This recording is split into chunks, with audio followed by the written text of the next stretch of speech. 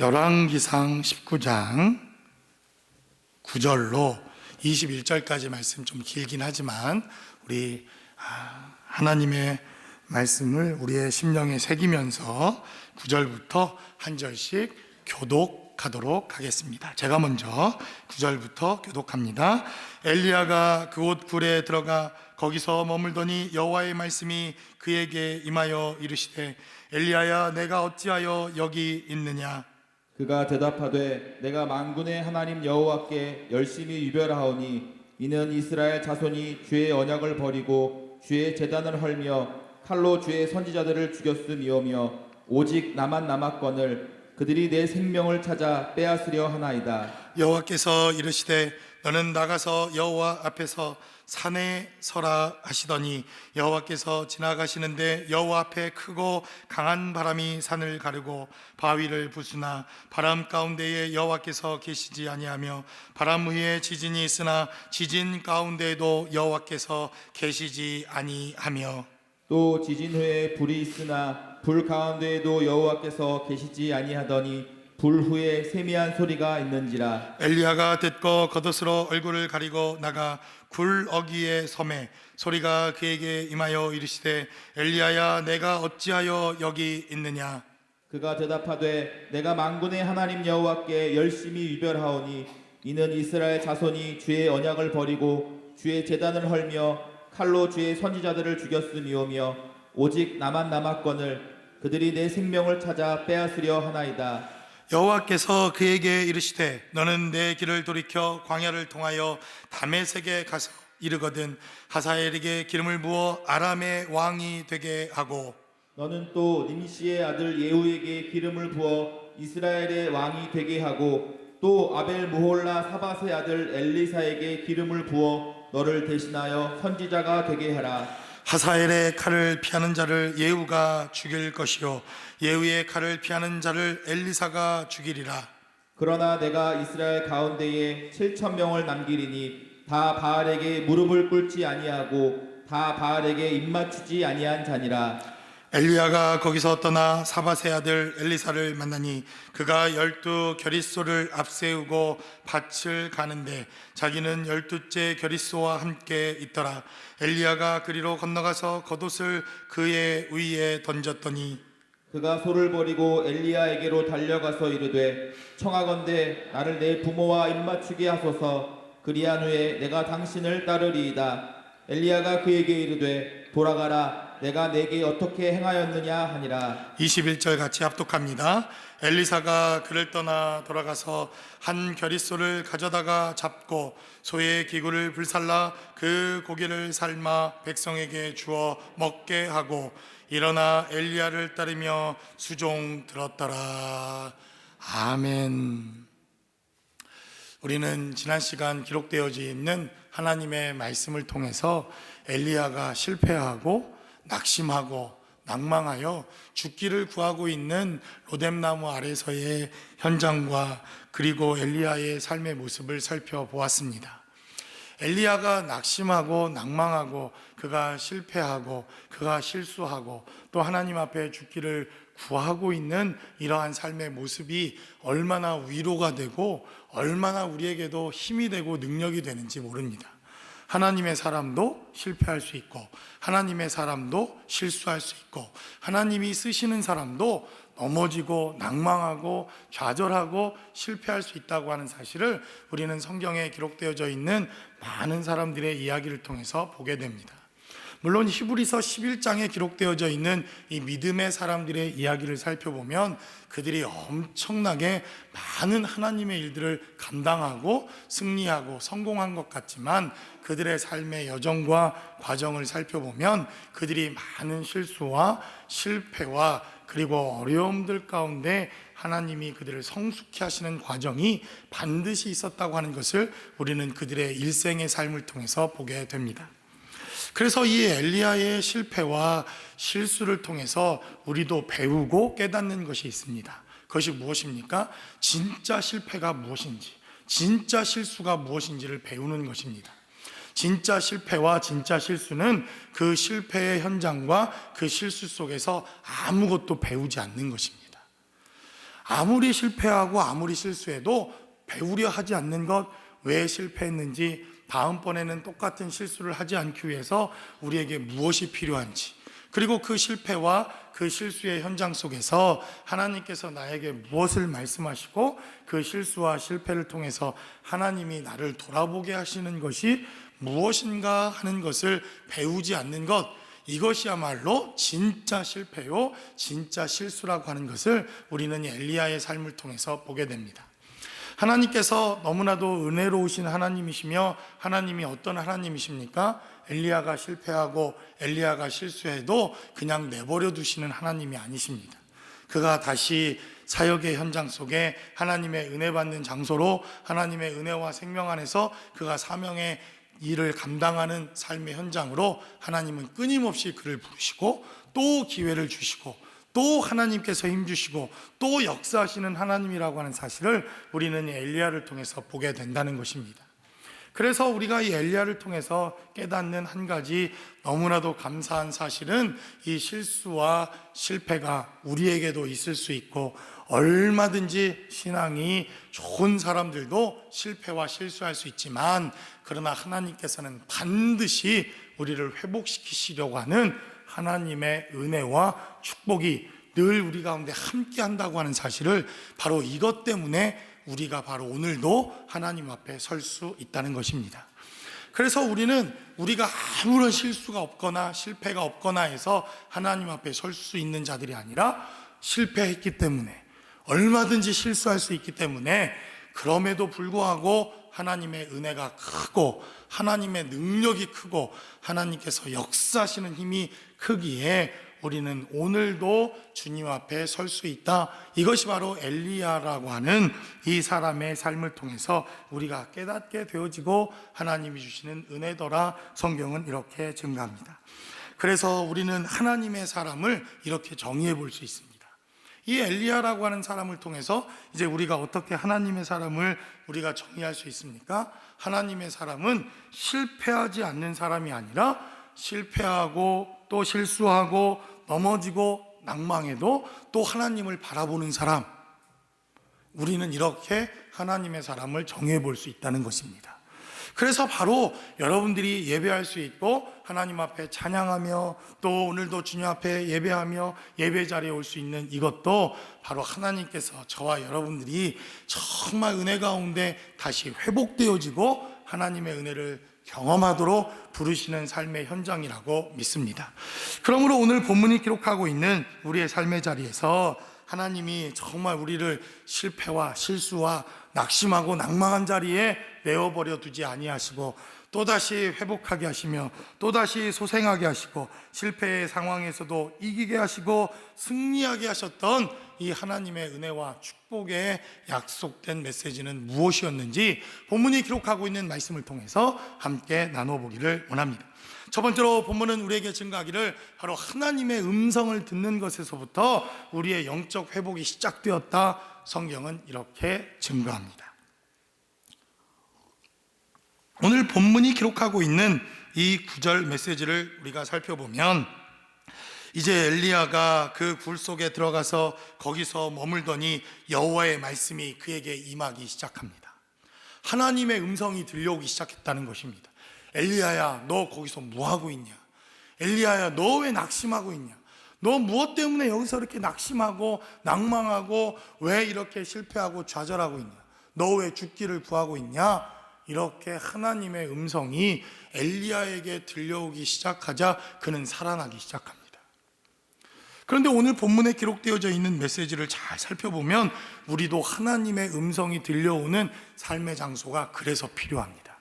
그것이 예배의 장소이든 그것이 새벽 예배든 아니면 여러분들이 기도원에 가서 소나무 하나를 뿌리를 뽑으면서 하나님의 음성이 들려올 때까지 기도를 하든, 어쨌든 하나님의 음성이 들려오고 하나님께서 우리 영혼 가운데 말씀하시는 삶의 장소와 삶의 시간과 삶에 구별되어진 우리의 삶의 이러한 영역들이 필요하다고 하는 것을 성경은 우리에게 말씀합니다. 바로 엘리야에게 하나님의 음성이 들려오기 시작하자 이제 엘리야는 하나님께 따져 묻기 시작합니다. 10절은 기록하기를 그가 대답하되 내가 만군의 하나님 여호와께 열심히 유별하오니 이는 이스라엘이 주의 언약을 버리고 주의 제단을 헐며 칼로 주의 선지자들을 죽였음이오며 오직 나만 남았거늘 그들이 내 생명을 찾아 빼앗으려 하나이다 라고 성경은 이렇게 증가합니다. 그래서 성경에 기록되어져 있는 사람들의 공통점을 잘 살펴보면 하나님의 음성이 들려와도 한 번에 그 음성에 순종하지 않았다는 겁니다. 이게 얼마나 감사한지, 이게 한 가지 깨달아지니 얼마나 감사합니까? 요나도 그렇고 모세도 그렇고 오늘 기록되어져 있는 이 엘리야도 하나님의 음성이 들려오고 하나님의 음성이 그들의 삶 가운데 들려왔지만 한 번에 하나님께 순종해 본 경험이 없더라고요. 그들은 또 반항하고 또 반항하고 또 반항하다가 결국 하나님 앞에 순종하지 않습니까? 그래서 깨닫는 것은 성경에 등장하는 사람이 한 번에 그들이 순종하지 못했어도 우리는 한 번에 순종하는 것이 능력이고 축복이며 하나님이 주신 은혜다라고 하는 것을 깨닫습니다. 맞습니까? 그렇습니까? 그래서 오늘 본문에 기록되어져 있는 이 엘리야도 하나님의 음성이 들려오는데 그는 따져 묻기 시작합니다. 하나님의 음성이 들려와도 하나님, 내가 좀 따질 것은 좀 따집시다. 내가 열심도 있고 선교도 하고 죽어라 주의 일도 하고, 아니 얼마나 열심히 특심이었습니까? 그런데 왜 나만 남아서 이렇게 죽을 고생을 하고 그들은 내 생명을 뺏고 나는 또 여기서 하나님 앞에 죽을 수밖에 없는 이 고백을 해야 합니까? 그는 그렇게 묻기 시작합니다. 그러자 하나님께서는 너 이놈 이렇게 말씀하지 아니하시고 다시 이 엘리야에게 하나님의 음성을 또 들려주십니다. 11절에 기록된 대로 여호와께서 이르시되 너는 나가서 여호와 앞에서 산에 서라 하시더니 여호와께서 지나가시는데 여호와 앞에 크고 강한 바람이 산을 가르고 바위를 부수나 바람 가운데 여호와께서 계시지 아니하며 바람 위에 지진이 있으나 지진 가운데도 여호와께서 계시지 아니하며 또 지진 위에 불이 있으나 불 가운데도 여호와께서 계시지 아니하더니 불 후에 세미한 소리가 있었다. 성경은 이렇게 증가합니다. 그러니까 지금 이 엘리야는 어떤 사람입니까? 기도했더니 하늘에서 불이 떨어졌습니다. 불이 떨어지고 850명의 이 바알과 아사라의 선지자들과 영적 전쟁을 벌이는데 기도했더니 막 불이 떨어지고, 그리고 3년 6개월 동안 비가 오지 않았던 그 삶의 현장에서 기도했더니 비가 오기 시작하고, 그러니 얼마나 능력의 선지자입니까? 저도요, 예전에 하나님 이왕 목회를 할 거면 하나님 능력을 달라고, 그렇지 않으면 목회하는 거 너무 어려운 시대 아닙니까? 그러니 기도만 하면 살아나고, 기도만 하면 하나님 잘 되는 축복이 있고, 기도만 하면 설교만 한번 했다 하면 베드로처럼 한 3,000명이 변화되어지고, 신학교 갈 때는 저도 그렇게 기도를 했습니다. 아멘. 힘이 나네요. 힘이 나. 그런데 목회 현장에 딱 와보니 제가 고백하지 않았습니까? 기도했더니 더 빨리 죽어.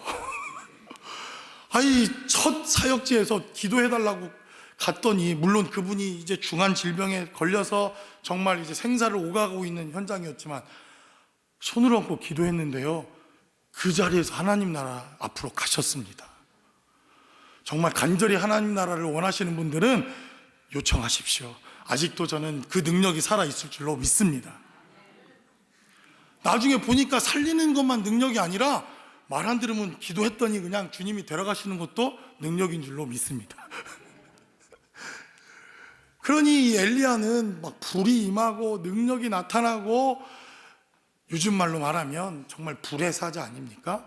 그래서 그는 하나님의 능력을 받자마자 우리가 지난주에 말씀을 봤듯이 18장 46절에 기록된 대로 여호와의 능력이 엘리야에게 또 임합니다. 갈멜산에서 능력이 임하고 하나님의 역사심이 있었던 그 엘리야에게 또 하나님의 능력이 임하자 그는 아합 앞에 달려갑니다. 그리고 아합 앞에 달려간 것이 그에게 있어서 영적 침체를 경험하게 되는 엄청난 실수가 아니었습니까? 그리고 이제 하나님께서 그를 회복하게 되어지는데, 그가 달려가야 할 장소가 바로 아합 앞이 아니라 호렙산이었다라고 하는 것을 우리는 지난 시간 말씀을 통해서 나누었습니다. 그리고 이제 호렙산에 당도하게 되어졌던 이 엘리야에게 하나님의 음성이 들려지기 시작하는데, 엘리야야, 내가 너 앞에 나타날 것이다. 이제 하나님 앞에 서라. 여호와의 산 앞에 서라. 그리고 이제 하나님께서 이 엘리야 앞에 나타나기 시작합니다. 그런데 강한 바람이 있고, 그 강한 바람이 얼마나 강력했는지 바위를 부수고 산을 부수는 엄청난 기적과 이적이 나타났는데, 그 이적과 기적이 지나간 자리에 하나님의 흔적이 없었더라, 성경은 말합니다. 엘리야가 얼마나 의아했겠습니까? 그리고 그는 또 하나님 앞에 기도했을 것입니다. 그랬더니 이제 지진이 일어나서 막 땅이 흔들리고 엄청난 지진이 일어나 온 몸을 가눌 수 없는 그러한 환경과 상황이 되었는데, 그 지진의 현장 속에서도 하나님을 발견하지 못합니다. 그리고 이제 불의 사자 엘리야는, 이 불이 자기의 특기 아닙니까? 하늘에서 불이 임하고, 그리고 그 불이 하늘에서 역사하기 시작했는데, 그 불 가운데서도 하나님의 역사를 엘리야가 발견하지 못합니다. 그리고 그러한 이적과 능력들이 다 지나가고 난 이후에 갑자기 이 영혼 깊숙한 곳에서 세미한 음성이 들려오기 시작합니다. 엘리야야, 엘리야야. 이렇게 들렸는지, 아니면 엘리야 야야야야야 이렇게 들렸는지는 모르겠습니다. 그러나 어쨌든 어디에선가부터 세미한 음성이 들려오기 시작합니다. 고요한 삶의 현장 속에서 엄청난 기적과 이적이 지나가고, 하나님과 독대했던 엘리야에게 하나님의 음성이 들려오기 시작합니다. 바로 그때에 하나님의 이 음성이 들려오기 시작하자 엘리야의 영혼이 살아나기 시작합니다. 비로소 엘리야가 하나님의 능력과 진짜 그가 하나님의 능력이 무엇인가 하는 것을 깨닫는 순간이, 바로 이렇게 세미하게 들려져 오는 하나님의 음성이 그의 영혼 가운데 들려오기 시작하고, 하나님의 말씀이 들려지기 시작하고, 하나님의 음성이 그의 영혼 가운데 머물기 시작하자, 이제 엘리야는 죽음의 자리를 박차고 일어나 하나님의 사명의 자리, 마지막까지 끝까지 충성하는 삶의 자리까지 나아올 수 있었다, 성경은 이렇게 증거합니다. 그러니까 여러분들이 예배의 자리, 하나님 앞에 나와 기도하며 기적과 이적과 능력을 보는 자리, 이러한 자리도 우리에게 대단히 중요합니다. 귀신이 떠나가고, 병든 자가 일어나고, 죽은 자가 살아나고, 하나님의 능력이 나타나고, 기적과 이적이 우리의 삶의 자리에 머무르는 것, 이것도 우리에게 대단히 중요하고 필요합니다. 그러나 이것만으로 우리가 하나님의 능력과 은혜대로 살아갈 수 없다고 성경은 말합니다. 바로 이렇게 능력을 주시는 분, 기적을 주시는 분, 우리에게 불을 내려주시고, 우리에게 강력한 바람을 주시고, 지진을 주시고, 하나님의 강력한 기적과 이적을 베푸시는 그 하나님의 음성이 우리 가운데 있어야 우리가 마지막 끝까지 하나님의 사명과 소명을 감당할 수 있다고 성경은 우리에게 말씀합니다. 그러니까 이제 하나님의 음성이 들려오기 시작했던 엘리야는 그 음성을 통해서 다시 하나님의 사람이 되어지고, 하나님의 사명과 소명을 감당하는 그러한 하나님의 사람으로 그가 회복의 역사가 있었다, 성경은 우리에게 말씀하고 있다는 것입니다. 그래서 제가 여러분들이 큐티를 그렇게 강조하지 않습니까?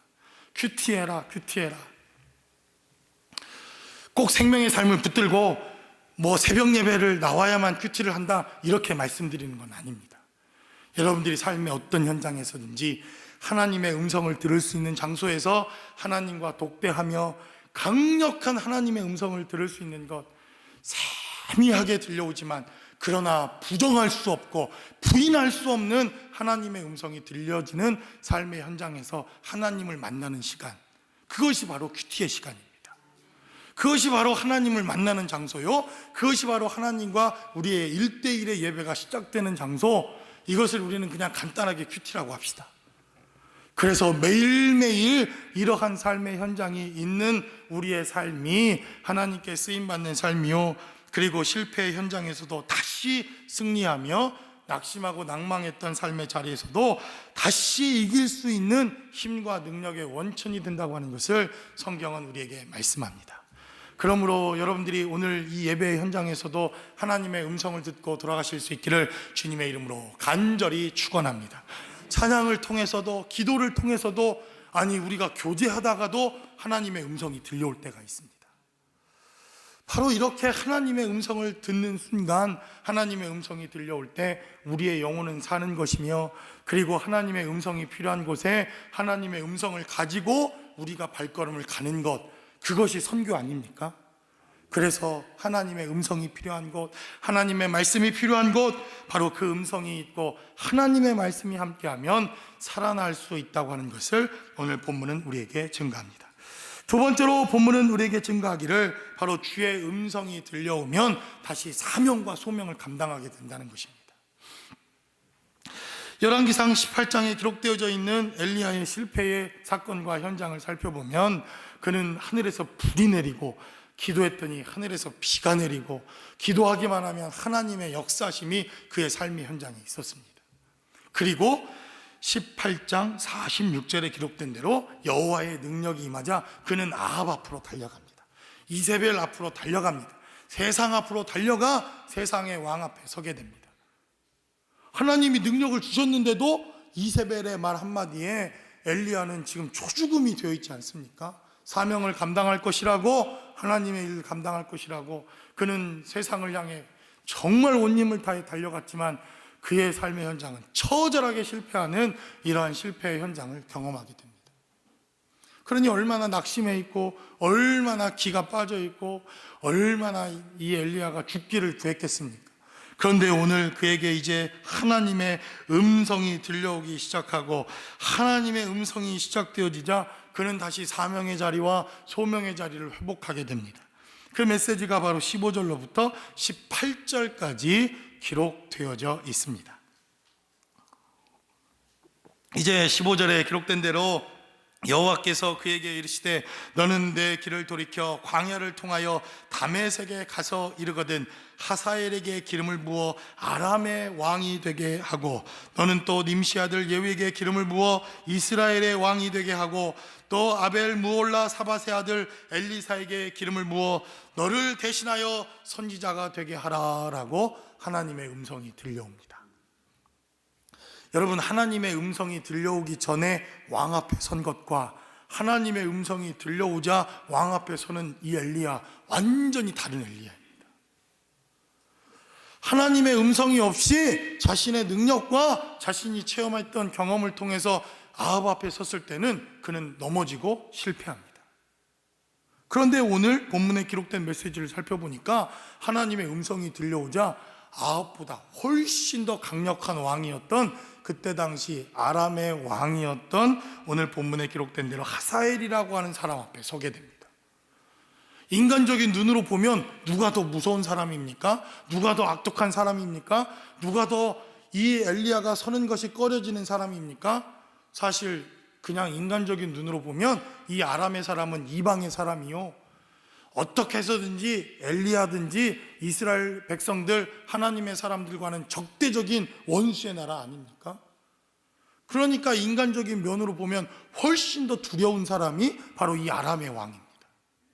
그런데 하나님의 영이 임하고 하나님의 말씀이 임하고 하나님의 이 강력한 메시지가 그의 삶의 자리에 임하게 되어지자 아합보다도 훨씬 더 악한 왕이었던 이 아람의 왕 앞에 그는 담대하게 설 수 있는 하나님의 사명과 소명을 그가 회복하더라. 성경은 이렇게 말씀합니다.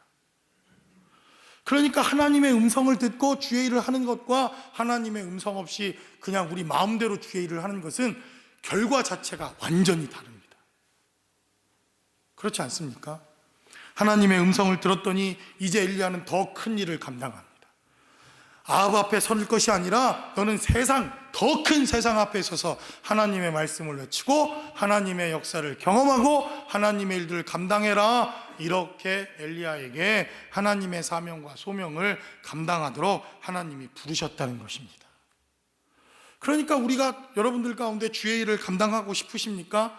그러면 먼저 주의 음성을 듣는 것이 필요합니다. 우리는 멕시코 땅에 달려갑니다. 저는 선교는 하나님이 지상 명령이니 이거는 당연히 해야 되는 일이라고 믿습니다. 그러나 당연히 해야 되는 일이라도 하나님의 음성을 듣고 달려가는 것과 하나님의 음성 없이 달려가는 것은 저는 완전히 다른 일이라고 믿습니다. 하나님 앞에 헌신하는 것 당연한 일 아닙니까? 그러나 하나님의 음성이 들려오는 헌신과 하나님의 음성 없이 그냥 내 마음대로 하는 헌신의 결과는 저는 다를 수밖에 없다고 믿습니다. 그래서 우리의 삶의 자리에 정말 하나님의 음성이 무엇인가, 나를 통해서 일하시길 원하시는 삶의 현장은 무엇이며 주님께서 나에게 맡기신 것이 무엇인가 하는 것을 듣는 것으로부터 바로 우리는 사명을 다시 회복하고 소명의 자리를 우리가 다시 회복하고 하나님의 일들을 감당할 수 있게 된다는 것입니다. 그래서 오늘 본문에 기록된 대로 이제 아람의 왕이었던 하사렐이라고 하는 사람에게 그는 기름을 부으러 하나님의 일들을 감당하게 됩니다. 그리고 또 이제 오늘 본문에 기록된 대로 이스라엘의 왕이 되게 하는 예후라고 하는 사람을 세워 기름을 부어 그에게 하나님의 사람이 되도록 하나님께서 사명과 소명을 감당하게 하게 하십니다. 그리고 하나님, 나 혼자 남았습니다. 나 죽을 수밖에 없는 자입니다. 이렇게 고백했던 엘리야에게 엘리사라고 하는 이 사람을 세워서 너로 하여 대신하여 선지자가 되게 하라라고 하나님께서 말씀하시고 명령하시는 하나님의 사명과 소명이 그에게 다시 시작되는 것을 보게 된다는 것입니다. 바로 이렇게 하나님께서 우리의 사명과 소명의 자리를 회복해 주시면 다시 우리는 살아나는 것입니다. 다시 살아날 수 있는 이유, 우리의 영혼이 소생할 수 있는 이유, 우리가 다시 하나님의 일을 감당할 수 있는 것, 그것도 하나님의 음성에서부터 시작되는 것이며 하나님이 주신 은혜에서부터 출발되어졌다고 하는 것을 성경은 우리에게 말씀합니다. 그래서 저도 제일 괴로울 때가 언제입니까? 제가 설교도 해야 되고 또 말씀도 전해야 되는데 하나님의 음성이 설교하러 올라와야 되는데 안 들려지면요, 정말 여기에서부터 여기까지 올라오는데 천리길 말리길처럼 들려집니다.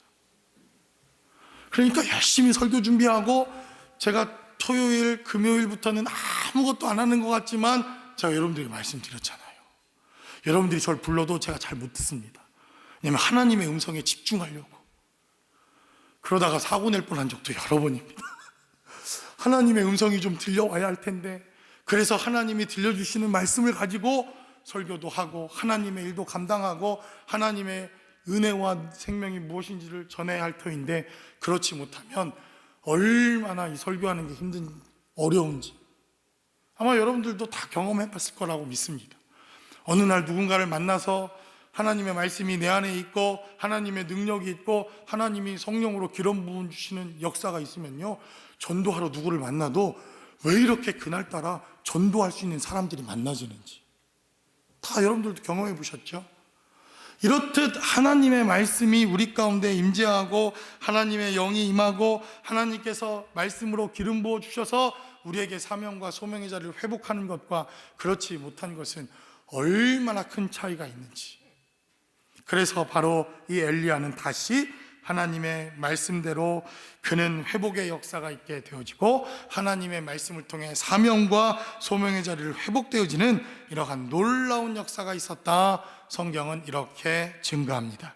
그러므로 저와 여러분들의 삶의 자리에서 오늘도 하나님의 음성이 들려지고 또 하나님의 생명이 저와 여러분들 가운데 함께하여서 여러분들에게 주신 사명이 무엇인지 소명이 무엇인지 그 사명과 소명을 회복하는 자리가 여러분들의 삶의 자리에 함께 하시기를 주님의 이름으로 간절히 축원합니다.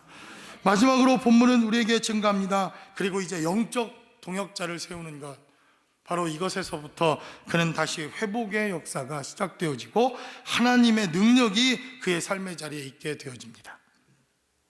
19절로부터 21절까지 이제 하나님은 엘리야에게 엘리사라고 하는 그러한 사람을 찾아가서 그를 기름 부어 선지자가 되게 하라 하나님께서 말씀하신 후에 18절에 기록된 대로 엘리사 하나뿐이 아니다, 너를 위해서, 이스라엘 백성들을 위해서, 아니 정확하게 말하면 하나님 나 자신을 위해서 하나님께서 바알에게 무릎을 꿇지 아니한 바로 7,000명의 동역자들을 예비해 놓으셨다라고 성경은 이렇게 증가합니다.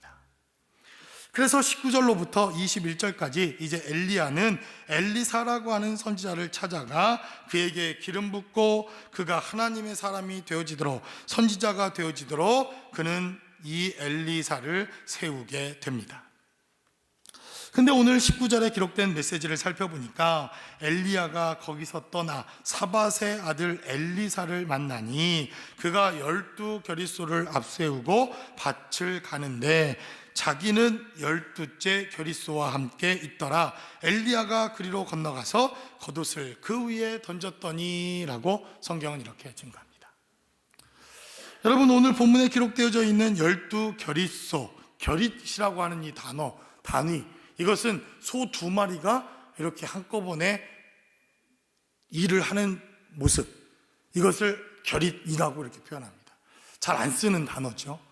예, 저도 아주 아득한 옛날 시골에서 농사지며 살았던, 지금은 다 잊어버렸지만 제가 도시 남자가 되지 않았습니까? 그래서 지금은 잘 생각 안 나는, 농사를 지을 때 이 소를 가지고 농사를 지었던 그 옛날 소 2마리가 이 쟁기를 끄는 그것을 겨릿이다 이렇게 말합니다. 그러니까 지금 12소 겨릿을 앞세웠다. 그러니까 적어도 소가 24마리는 있는 겁니다. 엘리사는 끝내주는 사람이죠. 적어도 벤츠 못하면 안 되니까, 어쨌든 뭐 벤츠 같은 게 집에 막 24대가 있는 겁니다. 그냥 쫙 트랙터가 한 30대 40대 있는 사람입니다. 소 12겨리를 가지고 밭을 가를 정도면 이 사람 어떤 사람입니까? 부자 아닙니까? 적어도 땅이 어마어마하게 많은 사람입니다. 적어도 소 12겨리를 가지고 농사를 지어야 할 만큼 그는 부자였을 것이며, 그는 하나님의 쓰임받는 사람이었을 것이고, 그리고 그는 부자였음에도 불구하고 정말 스스로 피땀 흘려가며 땀을 흘려가며 자신의 삶의 현장에 있었던 엘리사였다고 하는 것을 성경은 우리에게 증거합니다. 하나님의 음성을 들어야 되겠더라고요. 제가 오늘 이 말씀을 보니까 이런 동역자를 붙여주신다는 거예요. 할렐루야. 여러분 기도하십시오. 그러면 하나님께서 틀림없이 이런 사역자들을 붙여주실 것입니다. 그러니까 이 엘리사가 오늘 기록되어져 있는 메시지를 살펴보니까 부자여서가 아니라 이 사람의 삶을 잘 살펴보면 하나님의 축복이 엘리사에게 있었던 사람이라고 하는 것을 우리가 미루어 짐작해 볼 수 있습니다. 지금 엘리야가 하나님의 일들을 감당하면서 이 불이 임하고 있었던 이때는 3년 동안 기근이 있었던 때입니다. 흉년이 있었던 때요, 3년 6개월 동안 비가 오지 않았던 때요, 농사는 지을 수 없었던 때입니다. 그런데도 지금 이 엘리사라고 하는 이 사람은 지금 하나님의 역사를 통해서 이제 엘리야를 통하여 비가 오기 시작하자 농사를 짓기 위해 밭갈이를 하고 땅을 갈기 시작합니다. 다른 말로 하면 그는 이 밭갈이를 하고 땅을 뒤집어 엎고 난 이후에 종자를 심을 수 있는 씨앗을 가지고 있었던 사람이라는 뜻입니다. 3년 6개월 동안 비가 오지 아니하여 흉년이 들고, 3년 6개월 동안 먹을 것이 없고, 3년 6개월 동안 다 굶주려서 다 죽게 되어졌던 그 환경과 상황 속에서도 그는 지혜롭게 종자와 씨앗을 구별하여 남겨둘 수 있었던 사람이요, 미래를 대비할 수 있었던 사람이요, 반드시 언젠가 다시 이 씨앗을 심어서 하나님의 역사를 보겠다고 기다리며 준비할 수 있었던 사람이라고 하는 것을 우리는 이 엘리야의 삶을 통해서 보게 됩니다. 그러니까 하늘에서 비가 오자마자 그가 한 것이 무엇입니까? 열심히 그동안 쟁기를 닦아두고 준비해 두었던 12소를 겨리를 가지고 나가서 그는 즉시로 밭갈이를 시작합니다. 왜 이것이 가능했습니까? 그가 미리 준비하고, 미리 쟁기도 준비하고, 농사 질 것도 미리 준비하고, 언제든지 하나님의 역사가 시작되면 나는 하나님의 일들을 보리라, 그는 준비되어졌던 사람이었기에 이것이 가능할 수 있었다라고 믿습니다. 목사님 너무 성경을 나오지도 않았는데, 근데 여러분, 행간에 성경에 기록되어져 있지 않은 이 행간의 스토리를 읽는 게 대단히 중요합니다. 엘리사뿐이었겠습니까? 하나님의 사람들이. 그럼에도 이 일이 너무 급하고 지금 엘리야가 땡깡을 부리며 하나님 동역자를 달라고 하니까 하나님이 제일 먼저 가라 이렇게 말씀하신 것은 엘리야였다고 하는 사실을 우리는 기억해야 할 필요가 있습니다. 바로 이러한 훌륭한 바로 엘리사를 하나님께서 믿음의 동역자로 주셔서 그가 하나님 앞에 헌신되어지며 하나님의 일을 감당할 수 있었다는 것입니다. 그리고 이제 20절로 21절까지 기록된 메시지를 살펴보면 엘리사는 엘리야의 메시지를 하나님의 음성으로 듣습니다. 하나님의 음성으로 듣고 그는 즉시로 순종하며 자신이 가지고 있는 것들을 다 포기하면서 하나님 앞에 순종할 수 있는 사람이 바로 이 엘리사였다고 하는 것을 성경은 우리에게 말씀합니다. 그러니 이런 믿음의 동역자를 얻었으니 엘리야에게 복입니까? 얼마나 큰 축복이겠습니까? 이런 믿음의 동역자가 있고 하나님의 명령으로 받고 하나님의 음성이 들려오면 즉시로 순종할 수 있는 엘리사를 믿음의 동역자로 얻었으니 엘리야는 하나님의 음성이 들려오고 또 들려오고 들려와도 즉시로 순종할 수 없었던 사람이었지만 사람의 입을 통해서 전해진 이 하나님의 음성을 듣고도 그는 즉시로 순종할 수 있는 사람이었다고 한다면, 그래서 성경은 기록하기를 엘리야가 활약했던 시대보다 엘리사가 나중에 기록된 기록을 살펴보면 훨씬 더 많은 일들을 감당합니다. 그리고 그는 얼마나 하나님께 때를 쓰며 기도했던지 저 엘리야가 가지고 있는 영감의 7배를 달라고 기도합니다. 그러니 엘리야는 얼마나 꼴보기 싫었겠습니까? 아니 나보다 더 능력을 더 많이 구하네. 그러나 저는 우리 목사님들이나 전사님들이 더 큰 능력을 구할 수 있기를 주님의 이름으로 간절히 축원합니다. 더 세대가 나아면 나아질수록, 세대가 가면 갈수록 믿음의 신앙과 역사가 더 강력한 하나님의 역사가 있어야 되는 게 맞죠. 여러분, 누가 더 뿌듯하고 누가 더 기뻤겠습니까? 엘리사가 이러한 역사를 이루고 하나님의 나라를 이루고 자기보다 더 큰 일을 이루는 것을 보고 엘리야는 기쁨을 가지고 그는 하늘로 승천합니다. 그러니까 엘리야가 얼마나 이러한 하나님의 음성이 들려오기 시작하자 그가 하나님의 말씀을 통해서 다시 회복되어지고 영적인 사람을 세우며 하나님의 사람을 세워나가는 놀라운 일들을 시작하게 되었다는 것입니다. 바로 이것이 엘리야가 회복되어지기 시작하자 하나님께서 그를 사용하시고 하나님께서 그를 축복하시는 역사와 은혜라고 하는 것을 깨닫게 됩니다. 하나님의 음성이 들려지게 되어지자 엘리야 한 사람만 회복되어진 것이 아니라 이제 엘리야 자신도 회복되어지고 하나님의 사명과 소명을 통해서 아람의 나라와 이스라엘의 왕들도 하나님의 세움을 받게 되어지고 엘리사라고 하는 다음 세대 그 사람들까지 세워지는 엄청난 하나님의 일들이 바로 하나님의 음성이 시작되는 것으로부터 시작되었다. 성경은 이렇게 말씀합니다. 그러므로 이 시대에도 저는 그래서 하나님의 음성이 필요하다고 믿습니다. 저와 여러분들이 하나님의 음성을 듣기 시작하면, 그리고 그 음성 앞에 순종할 수 있다고만 한다면, 그가 누구이든지 간에 이 시대에 정말 광야와 같은 아합의 시대와 같은 이 척박하고 이 황량한 세대에도 저는 하나님께서 얼마든지 이 하나님의 음성을 통해서 다시 회복되어지는 역사가 있을 줄로 믿습니다. 그래서 멕시코 땅을 가는 그 현장에서도 저는 이번 일주일 동안 도대체 하나님이 어떤 음성을 주실지, 그 음성을 듣고 우리가 달려갈 수만 있다고 한다면 그 난민들이 모여있는 그곳, 정말 눈물로 우리가 바라볼 수 없는 바로 그 척박한 그 땅, 쓰레기 난장에서 정말 눈뜨고 바라볼 수 없는 그 삶의 현장에서도 저는 생명의 꽃이 피어나고 하나님의 역사가 다시 시작될 줄로 믿습니다. 그러므로 저와 여러분들에게 진짜 필요한 것은 바로 이 엘리야의 예배입니다. 하나님의 음성이 들려오는 예배, 하나님의 음성이 시작되어지는 예배, 하나님의 음성을 듣고 하나님의 말씀 앞에 순종할 수 있는 예배. 그래서 다시 싹이 트고 꽃이 피고 하나님의 역사가 일어나고 하나님의 말씀을 통해서 하나님께서 우리를 세우시는 바로 이러한 예배, 이러한 예배의 현장과 삶의 자리가 저와 여러분들의 가정과 죄 몸된 교회와 우리의 모든 삶의 터전에서 늘 함께 하실 수 있기를 주님의 이름으로 간절히 축원합니다.